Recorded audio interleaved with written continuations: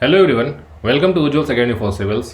आज के इस दौर में जहां विश्व पैंडेमिक से जूझ रहा है, कोविड-19 पैंडेमिक से, और इंडिया में भी इसका सेकेंड वेव जो है वो पीक पर है, तो इसी बीच एक ब्लैक फंगस नाम का जो डिजीज़ है वो हमारे सामने उभर कर आया है।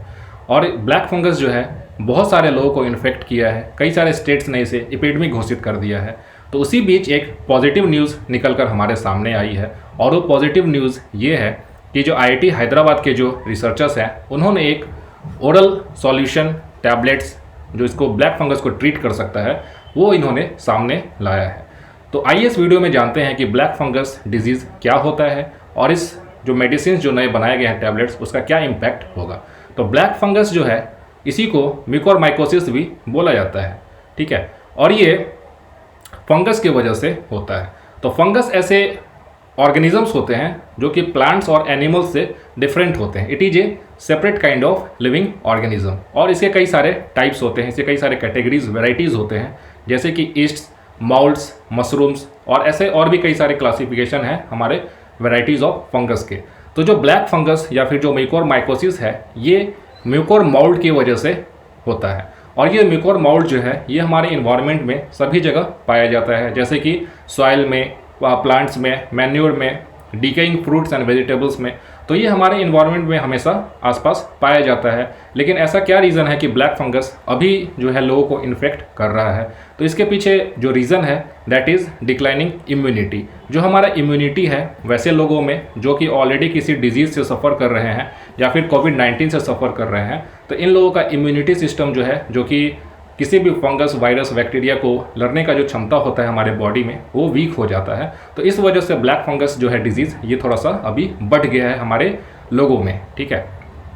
और ये हमारे साइनस को, हमारे ब्रेन्स को, हमारे लंग्स को, और भी कई सारे जो आइज़ हैं, नोज़ हैं, जो हमारा रेस्पिरेटरी ट्रैक्ट सिस्टम है, उसको ये बहुत ज़्यादा हार्म करता है। और वो वैसे लोगों को जो ऑलरेडी डायबिटिक हैं या फिर जिनका इम्यूनिटी कंप्रोमाइज्ड है, जैसे कि कैंसर पेशेंट्स या फिर जो HIV एड्स से जो सफ़र कर रहे हैं, ऐसे लोगों को ये बहुत ज़्यादा हार्म पहुंचा सकता है, ठीक है। तो देखते हैं कि ब्लैक फंगस के कितने टाइप्स होते हैं। तो बेसिकली इसके दो टाइप्स होते हैं। There are two types of mucormycosis. जो पहला टाइप है that is called as ROCM which is rhino orbitocerebral mucormycosis. ये जो टाइप है फंगस का, ब्लैक फंगस का, डिजीज़ का, ये हमारे नोज़, आइज़ और ब्रेन को इन्फेक्ट करता है, वहाँ पे हार्म पहुँचाता है। द इन्फेक्शन जो है ये हमारे नोज से, हमारे नाक से स्टार्ट होता है, और ये हमारे आँख का जो सॉकेट्स होता है, जो कैविटी होता है, वहाँ तक पहुँच जाता है। और अगर थोड़ा और सीवियर केस हुआ तो ये हमारे ब्रेन तक चला जाता है, और फिर इसमें मोर्टेलिटी काफ़ी हाई हो जाती है अगर ब्रेन को इन्फेक्ट कर देता है ये फंगस। तो this is the first type. और दूसरा टाइप जो है जिसे हम लोग बोलते हैं पल्मोनरी म्यूकोरमाइकोसिस। पल्मोनरी का मतलब होता है हमारा लंग्स से जो रिलेटेड जो चीज़ें हैं हमारे बॉडी में, उसे पल्मोनरी सिस्टम बोलते हैं। जैसे कि रेस्पिरेटरी सिस्टम, हमारा जो रेस्पिरेटरी ट्रैक्ट है, नोज़ है, लंग्स हैं, ठीक है। तो वैसे लोग अगर चीज़ों को अगर ये इन्फेक्ट करता है तो इसे सेकेंड टाइप ऑफ म्यूकोरमाइकोसिस बोलते हैं।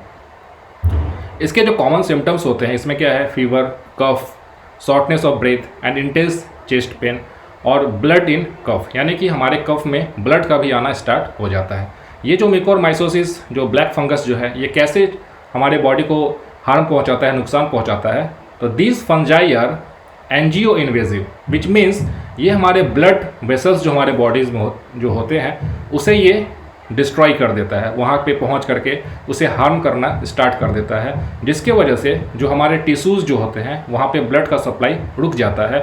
और चूँकि ब्लड जो है हमारे बॉडी में हर एक सेल में ऑक्सीजन, वहाँ पे एनर्जी, हर एक चीज़ पहुँचाता है, तो हमारे उस वैसे टिश्यूज़ जिनके पहले जो ब्लड सप्लाईज को रोक दिया गया है, जो ब्लड सप्लाई डिसरप्ट हो गया है, तो वहाँ पे ऐसे टिश्यूज़ का डेथ होना स्टार्ट हो जाता है, और वहाँ पे डिसकलरेशन स्टार्ट हो जाता है, ब्लैक कलर का वहाँ पे फॉर्मेशन होने लगता है, ब्लैक कलर का फॉर्मेशन होने लगता है टिश्यूज़ पे।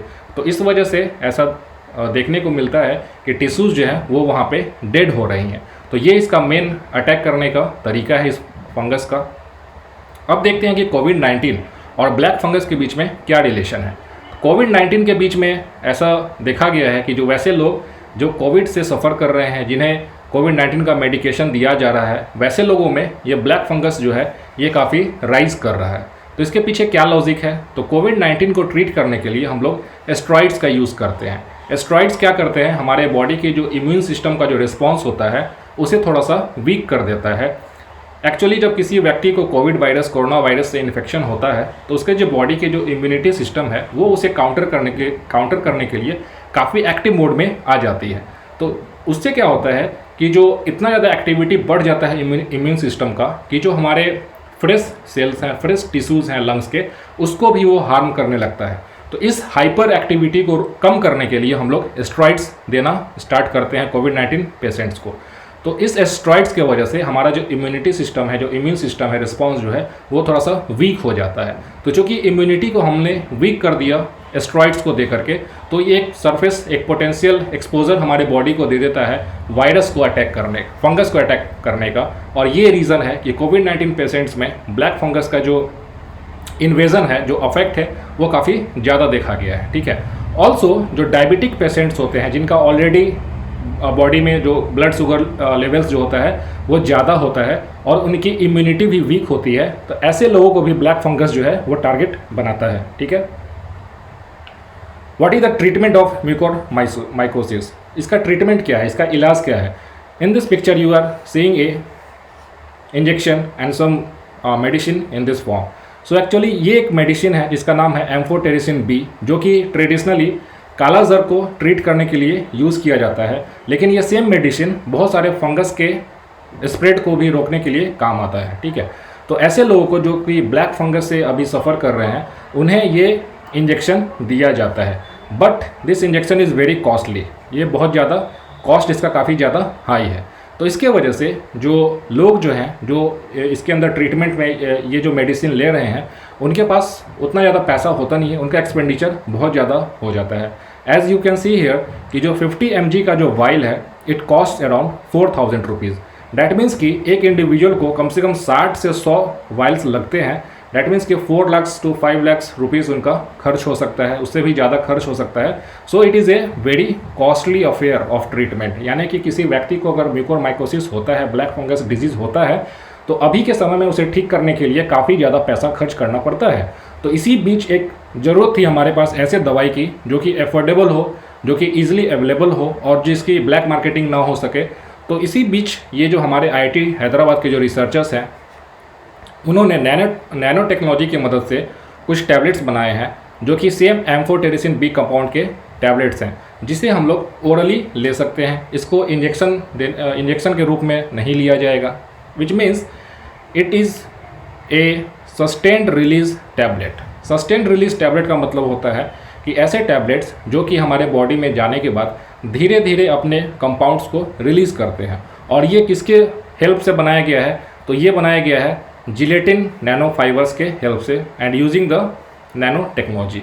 तो जिलेटिन नैनो फाइबर्स के मदद से इस कंपाउंड को हम लोगों ने एक टैबलेट्स के फॉर्म में एक मेडिसिन बनाया है इन्होंने, रिसर्चर्स ने, जिसके वजह से हमारे बॉडी में एक स्लो एब्जॉर्प्शन होगा इस दवाई का और ये हमारे किडनीज़ को कोई भी एडवर्स इम्पैक्ट उस पर कॉज नहीं करेगा। यानी कि हमारे किडनीज़ भी सेफ रहेंगे और ये ब्लड में धीरे धीरे वो दवाई जाता रहेगा और जो इंटेंडेड सेल्स है जहाँ पे ब्लैक फंगस ने अटैक किया है वहाँ पर जाकर के ये उसे काउंटर कर देगा।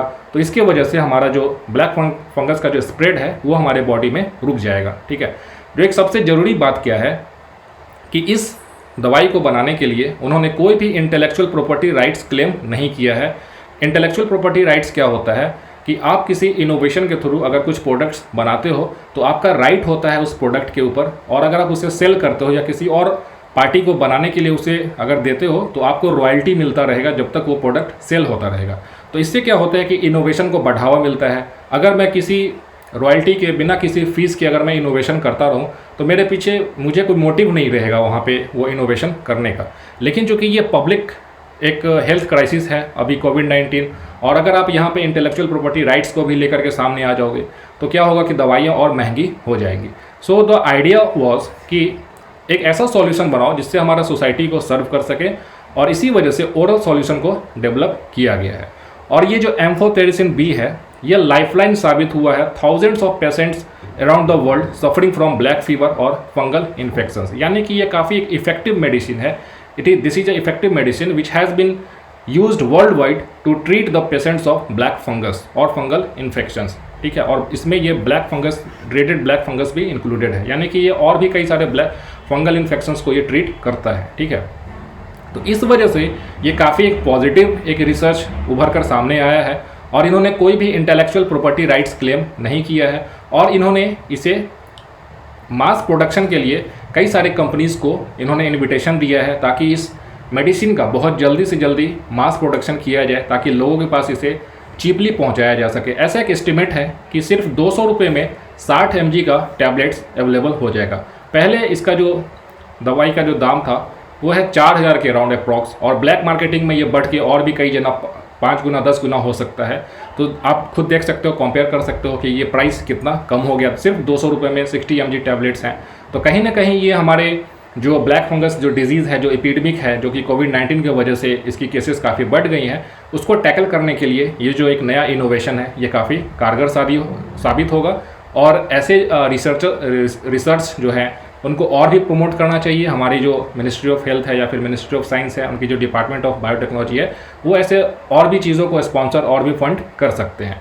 सो I hope you have a good time watching this video and I thank you for watching, and if you have liked this lesson please like, comment, share and subscribe to Ujjwal's Academy for Civils।